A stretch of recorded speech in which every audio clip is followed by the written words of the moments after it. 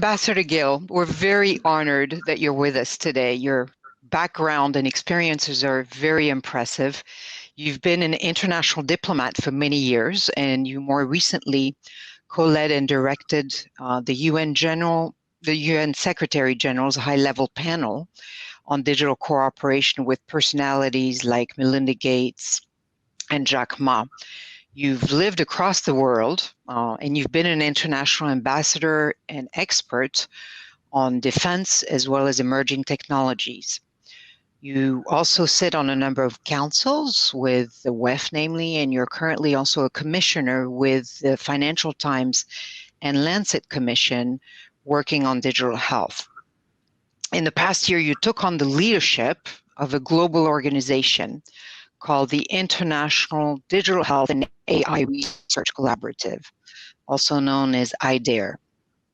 Now, sharing health data globally has been crucially important to manage the COVID epidemic across the world the best that we could. And in fact, all that is digital has accelerated tremendously in the past year. And this has also given a boost, in fact, to artificial intelligence. And then there's been, in the past couple of years, some very positive energy going into shaping and maturing better international coordination on digital health. And so IDAIR is one of several bodies that have been created in the past year or so. And so I think the first thing we'd like for you to talk about is, in fact, IDAIR. What is its central objective? What is its aim? If you can sort of talk freely about the building up of it in the past year, the floor is yours. Thank you very much. And thank you for the warm introduction and the kind words. IDAIR is a new initiative, but it builds on several discussions that have taken place over the past few years on how to use emerging technologies, data and AI-related technologies in particular, for accelerating progress on the Sustainable Development Goals, and also to reinforce inclusiveness in the management of technologies. These discussions have also covered issues around the misuse of these technologies for violating human rights or for undermining some of the values that we cherish as humanity. So IDAIR springs from this very rich context. The immediate spark, if you will, was a proposal made here in Geneva at the ITU's AI for Good Summit on a new CERN-like institution for pooling capacities from around the world, scientific, data, financial, to make progress on the big questions that face humanity. And following the UNSG's high-level panel, whose report highlighted the need for these new multilateral collaborations, multi-stakeholder collaborations, we took up the challenge in the area of health. I mean, you can do a lot with data and AI. There are many, many areas of application, but health, we thought, was a relatively neglected area. It was behind the curve in terms of digitalization. And who would have thought at that time that the pandemic would strike us and this would become the topmost priority everywhere? But I thought, we at that time we were picking a very good area, but it would turn out to be so important, and no one thought about it at that time. So this is a bit of the context to IDAIR, and I would still say that the best way to think about it is to envision it as a distributed CERN for leveling the playing field for participants, entrepreneurs, researchers from the global south in addressing the big public health, personal health problems. Wonderful. And I believe you've created, when you mentioned this distributed system, you've created some hubs already, right? What locations have these hubs been created in so far? Yes, so we have to walk the talk on being distributed and being closer to the opportunities, the networks, and the needs in the global south. Therefore, we've created hub arrangements in New Delhi, in Singapore, in Nairobi, in Tunis, in Santiago, and one closer to the Secretariat in Geneva. And these would grow from the current 6 to eventually 25 to 36 in 9 different regions of the world. And each one of these hubs would become something like a center of excellence for pooling research capacities in a particular region, for stimulating these projects in the area of digital health and AI for health in a cross-border collaborative way. So none of our projects is a single country project. To give you an example, if you look at antimicrobial resistance and the use of AI to help clinicians prescribe the right antibiotics, we are working with partners in India, in Africa, in Europe, and in Singapore to develop those kind of technologies. The data stays local. It is not pooled into, it's not aggregated into one geography, but we work to fix a common problem definition and develop a shared research design so that data sets in different parts of the world can contribute to solving a pressing problem. That's just wonderful, Amandeep. And it also gives us a sense, you've opened up so many hubs already, just, in the space of a year. So it just gives us a good glimpse of how quickly this is developing. It's very impressive. Let me ask you now, I mean, the literal explosion of digital during the crisis, which has in fact impacted every field, but very impressively the health field, right? I mean, telemedicine has shot up in some countries with 2,000%. How has it impacted and affected health data and AI specifically? What have been your observations in the past year? If you can talk to us a little bit about that. I think the most impressive development has been an explosion of interest in the value of data, value of trusted data, value of data that leads to certain policy recommendations, certain outcomes. So all political leaders who've been talking about the pandemic have used data to reinforce their arguments. Dashboards and models have become commonplace. All television channels are using them, etc. So in a sense, just as in the beginning of the 21st century, you had this moment with APIs coming and opening up data to private sector collaborators. You have a moment where the public value of data has become much more apparent.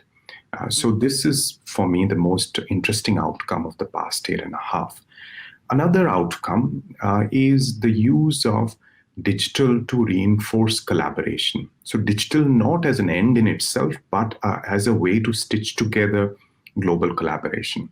The best example is the platform called GISAID, which has allowed these thousands of genomics sequence samples to be uploaded digitally to an international platform and contribute to a number of causes, from vaccine development to phylogenetic maps of how the mutations are spreading.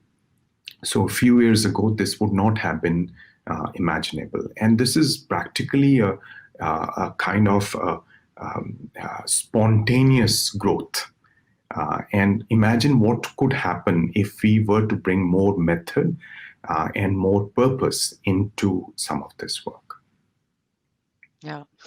And in areas like telemedicine or others actually in digital health, legislation or restrictions or barriers, to sort of the development relaxed quite a bit.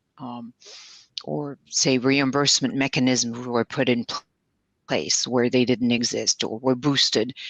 Did you see also in this exchange of data and some of the restrictions that existed, did you see some changes happening there? And do you see these changes as lasting? Certainly. I think telemedicine has had its breakthrough moment as well. Some of the regulatory issues that were slowly being worked out the solutions got accelerated. For example, India came out with new guidelines on telemedicine. A number of groups were formed for follow-up, etc. Likewise, in other geographies, China, Africa. So this is here to stay. And in fact, we have, in a sense, prepared the ground for the next shift. It's one of the challenges that we are working on in I-DAIR through a concept we call open hospital, and through our work on patient-centered digital infrastructures.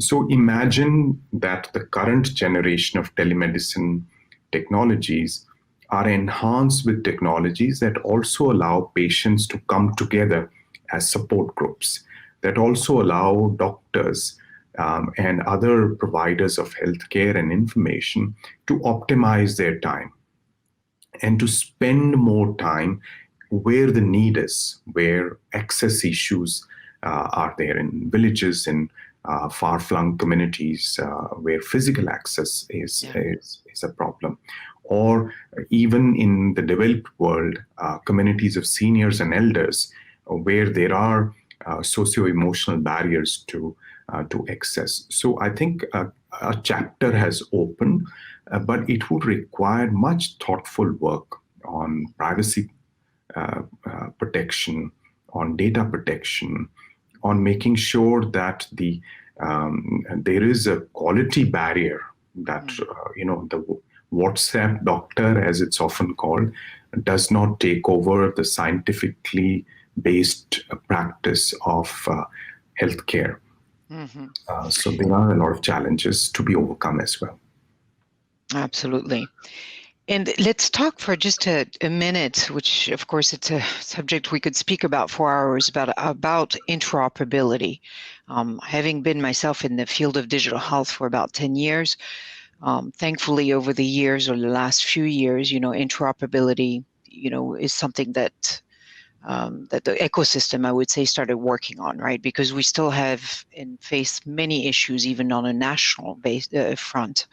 Hence, the importance of these national digital health strategies and, setting standards and whatnot. So knowing that we have these challenges still nationally, obviously, again, this crisis has shown the urgency of also creating these cross-border, sort of standards and interoperability cadres.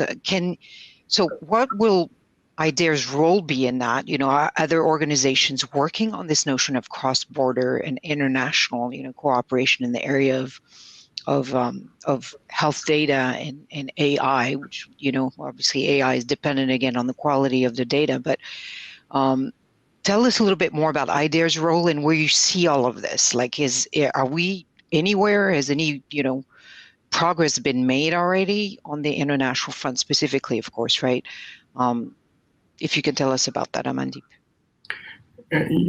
Yes, I think you've put your finger on one of the most important concerns around interoperability, global interoperability, in fact. So first, in I-DAIR, we've taken 2-3 philosophical decisions, in a sense. The first is to avoid a pooling of data in a central location, not to aggregate whole data in any way. In fact, on the contrary, to focus on the flow of data, the use of data, particularly hyper-local use of data. So encourage capacity around data science in local settings where the use cases are the most relevant and where you can have the maximum impact. The other philosophical decision we've taken is not to assume a silver bullet on interoperability. So we are developing what you can call models of interoperable infrastructures, where a group of researchers in Africa, in Southeast Asia, in Southern Asia, in Latin America, these groups are working on models of what makes for good interoperability and who should be the stakeholders in this kind of an interoperable model, from researchers to private practitioners to doctors in public hospitals. So that's the other philosophical decision we've taken. The third one is related to governance. So we want to uphold the highest principles in terms of governance of data. Without well-governed data, you will not have flows. People will not trust the flow mechanisms or architectures. So there we are taking the guidance that's been worked on in the past few years into a practical mechanism, a three-part mechanism that allows us to govern the use of data in the health setting, but allow this governance to be discovered in a local context and be iterated upon to keep moving up the ladder in terms of the robustness of the governance. So those are the decisions we've taken, and we've started some work on the interoperable models with partners in Latin America, Asia, and Africa. So good to know. so important, so strategic. Amandeep, this is part of a forum, and women in tech. So I'd love to also ask you what your vision is of women's role in AI, and I'd love your take also on what's happening on that front in lower and middle income countries. I was recently with the Minister of Health of Burkina Faso, who was saying she had very few resources in that respect, for example, in her country. So it would be wonderful to have your vision on this in the context of this forum. Yes, so this is again a most pressing issue. And I think broadly speaking, it's about diverse voices, diversity, and balance in how we develop these technologies and how we deploy them. Diversity reduces risks, brings more creative ideas and more pertinent solutions. And I think particularly with regard to the role of women in AI and in data science, it brings the most important dimension, which is the ability to think across domains, to pull together insights from different subject areas and knit them into something that's much more than merely the sum of the parts. So the world will do itself a disservice if this enormous capacity is not encouraged, not utilized. And I think in the global south, I see some very encouraging signs of women taking more to not just computer science and engineering, which has been a bit of a trend in Asia in particular, but also AI applications in a focused way. So very interesting startups, for example, on cervical cancer, on diabetic retinopathy, and on patent mapping led by women. Where I think we need to think more creatively is there is this looming health worker shortage. So can we fill this gap in a more gender-sensitive manner and with more of a tech-rich manner so that you have women who are either clinicians, biologists, doctors, or computer scientists, coders, etc., who start to develop, in a sense, the majority of the cadre that leads on digital health and AI in the future. So that's a kind of challenge for the world. I mean, there are access issues, there are capacity building issues, there are mindset issues that we still have to work through. But why not kind of assume that they are being addressed? Why don't we take a leap to a more of a leadership related role for women in digital health and AI in health in particular? Yeah. Wonderful. Thank you.